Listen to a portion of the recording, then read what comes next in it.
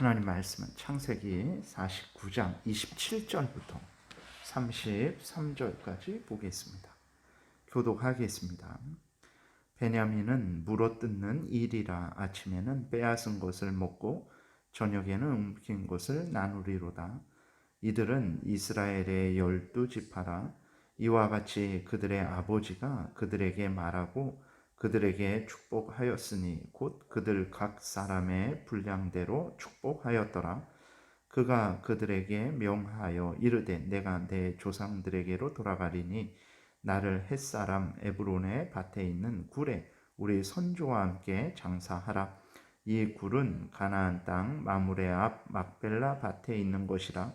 아브라함이 햇사람 에브론에게서 밭과 함께 사서 그의 매장지를 삼았으므로 아브라함과 그의 아내 사라가 거기 장사되었고 이삭과 그의 아내 리브가도 거기 장사되었으며 나도 레아를 그곳에 장사하였노라. 이 밭과 거기 있는 굴은 햇사람에게서 산 것이니라. 야곱이 아들에게 명하기를 마치고 그 발을 침상에 모으고 숨을 거두니 그의 백성에게로 돌아갔더라. 아멘. 기도드리겠습니다. 하나님 아버지 감사합니다. 오늘도 은혜 주셔서 감사합니다. 하나님의 뜻을 잘 깨달아 알게 도우시고 하나님이 알려주시는 대로 또 잘 믿고 따르게 도우소서. 오늘도 하나님 또 주일입니다. 하나님께서 복되게 하여 주옵소서. 오고 가는 발걸음 안정케 하시고 우리 모여서 예배드리며 하나님의 은혜를 풍성히 누리게 도우시고 또 전심을 다해 하나님께 영광을 돌리게 도우시고 또 우리가 잠깐 서로 얼굴을 보지만 믿음의 교제가 풍성히 임하게 도와주옵소서. 하나님께서 이 시간도 또 온전히 주장하시기를 바라고 예수 그리스도의 이름으로 기도드렸습니다. 아멘.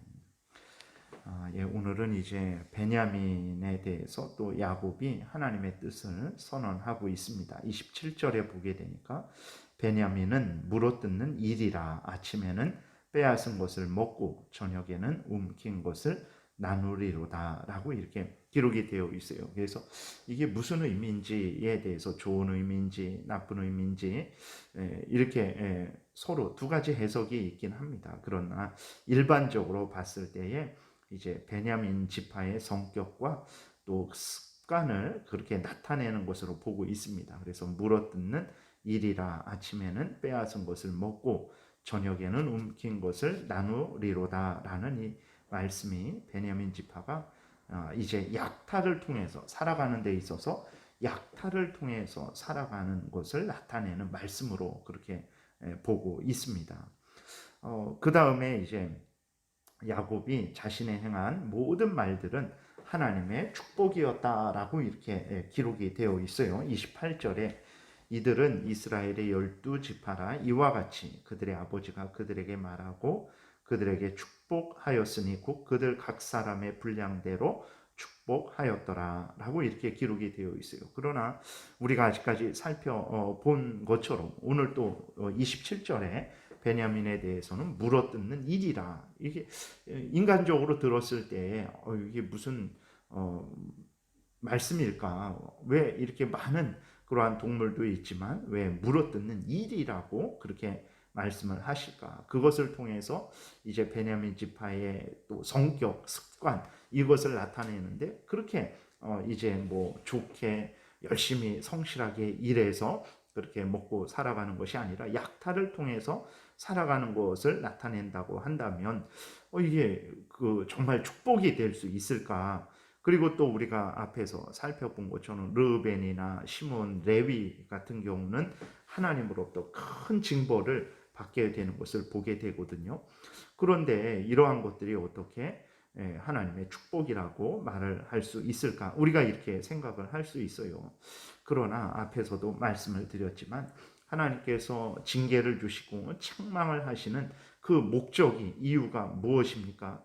그리고 또 베냐민에 대해서 또 물어뜯는 일이다라고 이렇게 표현을 하시는 이유는 무엇입니까?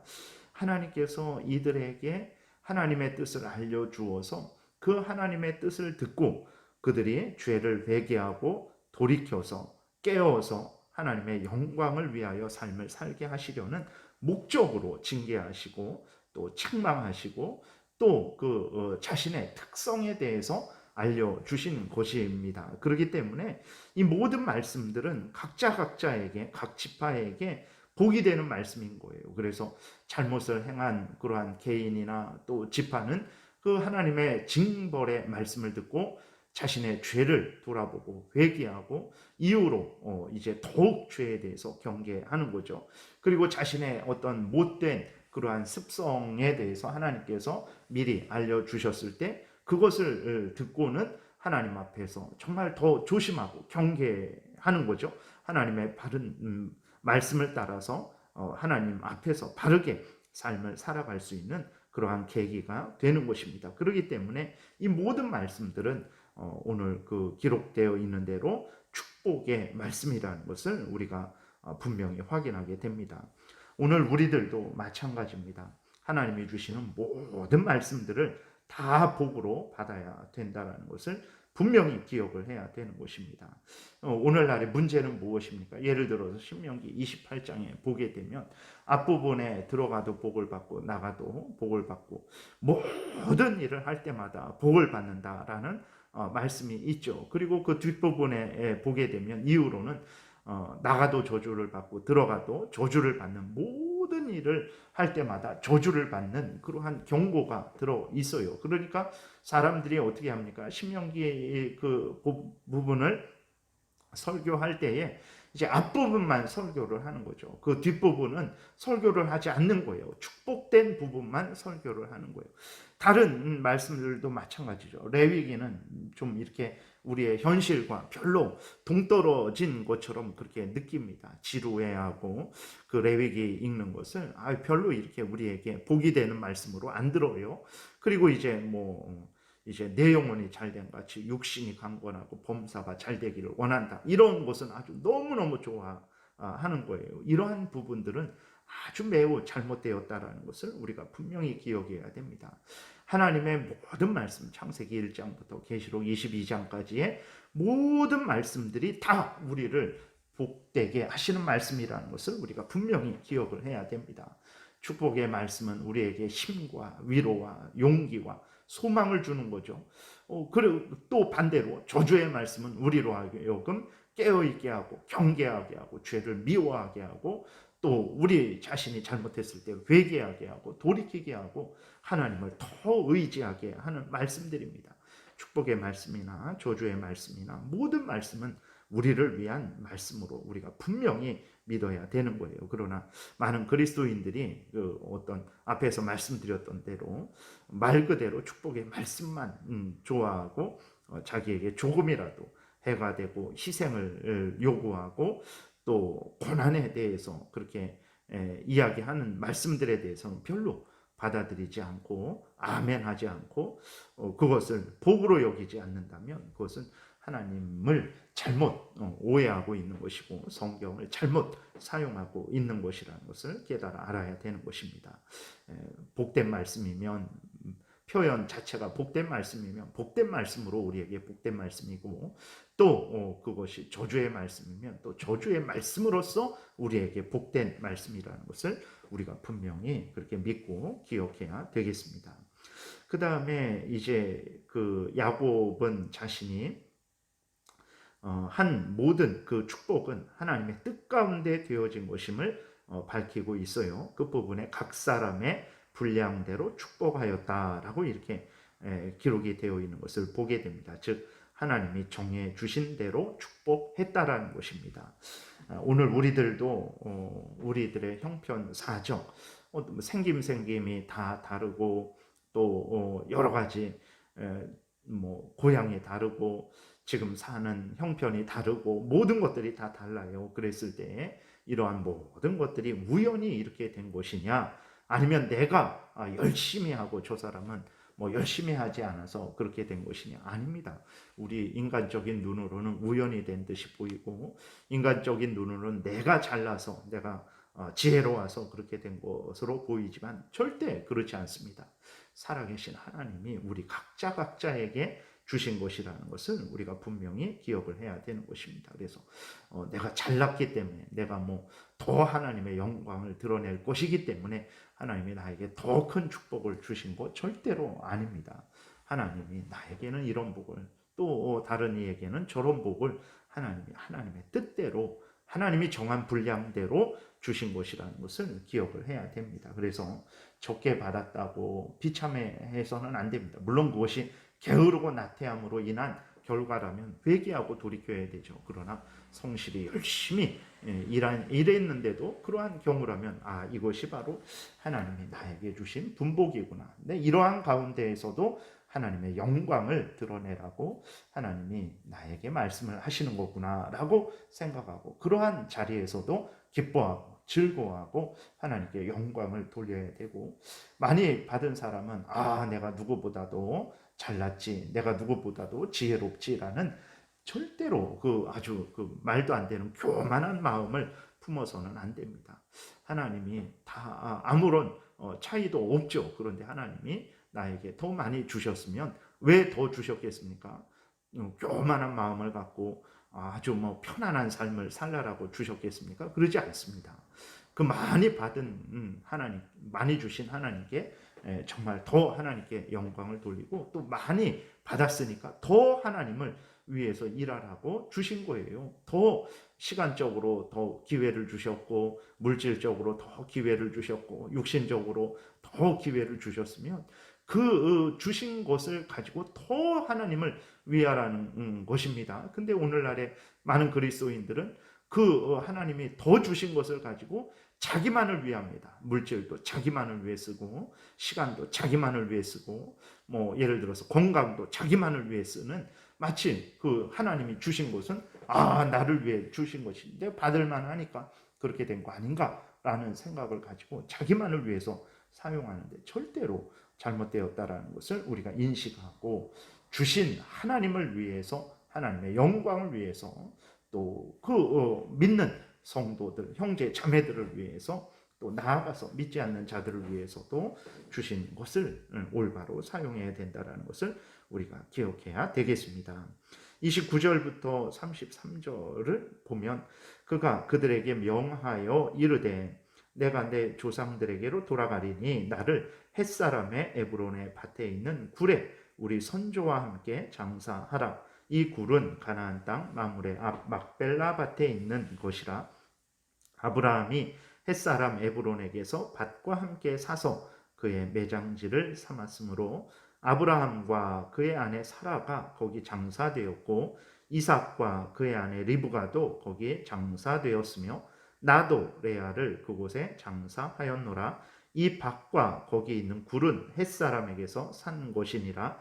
야곱이 그들의 아들에게 명하기를 마치고 그 발을 침상에 모으고 숨을 거두니 그의 백성에게로 돌아갔더라 라고 이렇게 기록이 되어 있어요. 그래서 이것은 이제 야곱이 요셉에게도 자기를 절대로 애굽에 묻지 말고 가나안 땅에 묻으라 이렇게 당부했었죠. 그리고 또 오늘 본문에서도 야곱이 그 아들들에게 자기가 죽으면 아브라함이 그 막벨라, 오늘 본문에 나오는 굴에 자기를 장사해라 라고 이렇게 부탁을 하고 있는 것입니다. 바로 왜 그렇습니까? 야곱 자신이 하나님이 가나안 땅을 아브라함과 이삭과 야곱 자신과 또 그 후손들에게 주신 땅이라는 것을 분명히 믿었기 때문에 거기에 하나님이 주신 땅에 장사되고자 했던 것이고, 또 그 야곱의 아들들에게, 그 후손들에게 이제 하나님의 뜻은 가나안 땅에 있다라는 것을 이제 알려주는 거죠. 그래서 애굽에서 마음을 빼앗기지 말고 항상 하나님이 약속하신 그 약속을 소망하며 기다리며 가나안 땅으로 다시 들어가서 하나님의 뜻을 이루는 복된 삶을 살게 하려고 이제 야곱이 그 자신을 위해서, 그리고 또 후손을 위해서 이렇게 말을 한 것입니다. 그리고 이 모든 말을 마치고 야곱이 이제 침상에서 평안히 숨을 거둡니다. 그래서 그 본문에 나와 있는 대로 발을 침상에 모으고 숨을 거뒀다라는 것은 이제 야곱이 참으로 이렇게 죽을 때에 평안하게 죽었다라는 것을 이제 우리에게 알려주는 것입니다. 참으로 하나님의 은혜가 이렇게 처음부터 끝까지 복된 것입니다. 죽음은 인간에게 가장 두려운 것이죠. 우리들도 예수 그리스도를 믿는 우리들이지만 죽음이 우리의 눈앞에 있을 때 정말 웬만한 그 믿음을 가진 사람이 아니고는 일단 두렵죠. 죽음 자체가 두려운 것입니다. 그러나 하나님이 예수 그리스도 안에서 이 죽음을 우리에게 복으로 만들어 주셨어요. 야곱이 그 죽음, 모든 인간들은 죽음을 두려워하는데 야곱이 그 죽음을 맞이하면서도 평안하게 두려워하지 않고 평안하게 기쁨으로 죽음을 맞이한 거예요. 어떻게 그럴 수 있었을까? 예수 그리스도 안에서 그 죽음이 영원한 지옥으로 들어가는 죽음이었는데 그 지옥으로 들어가는 죽음이 예수 그리스도로 말미암아서 어떻게 됐습니까? 천국으로 들어가는 복된 계기가 된 거예요. 그렇기 때문에 야곱이 죽을 때 평안하게 감사함으로 기쁨으로 그렇게 하나님 앞에서 평안하게 숨을 거두게 된 것이죠. 우리도 이 복이 지금 우리에게 있는 것입니다. 그러므로 인간적으로는 죽음이 두렵지만 그러나 믿음의 눈을 뜨시기 바랍니다. 예수 그리스도 안에 있는 자들에게 그 죽음은 오히려 우리로 하여금 하나님이 계신 천국으로 들어가게 하는 죽음입니다. 그곳에서 이제 영원한 영광의 복을 누리게 되는 거죠. 그래서 이 모든 일들이 하나님의 은혜로 되어진 것이고 우리 구주 예수 그리스도의 십자가 보혈 공로로 되어진 것입니다. 이렇게 우리가 전하고 듣는 이것도 성령 하나님께서 역사하셔서 하나님의 뜻을 알게 하고 믿게 하고 소망을 갖고 또 우리가 위로를 받고 용기를 얻게 하는 것입니다. 그래서 정말 하나님이 주신 이 은혜를 다시 한번 기억하면서 감사하고 하나님의 영광을 위해서 살아가는 우리들이 되겠습니다. 기도드리겠습니다. 살아계신 하나님 감사합니다. 오늘도 은혜를 내려주시니 감사합니다.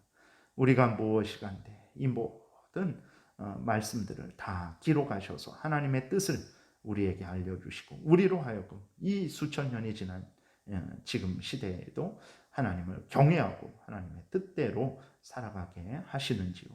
주신 은혜 감사히 알고 주신 분량대로 기뻐하고 즐거워하고 적게 받았으면 적게 받았을지라도 기뻐하고 감사하고 하나님을 의지하고 하나님의 영광을 위하게 도우시고 많이 받았으면 많이 주신 하나님의 뜻을 따라서 하나님을 더 위하고 더 하나님의 뜻을 따라서 살아가는 우리 모두가 되게 도와주옵소서. 오늘 복된 주일 오고 가는 발걸음 안전하게 지키시고 하나님의 크신 은혜 가운데 복된 주일 성수 잘하게 도와주옵소서. 예수 그리스도의 이름으로 기도드렸습니다. 아멘.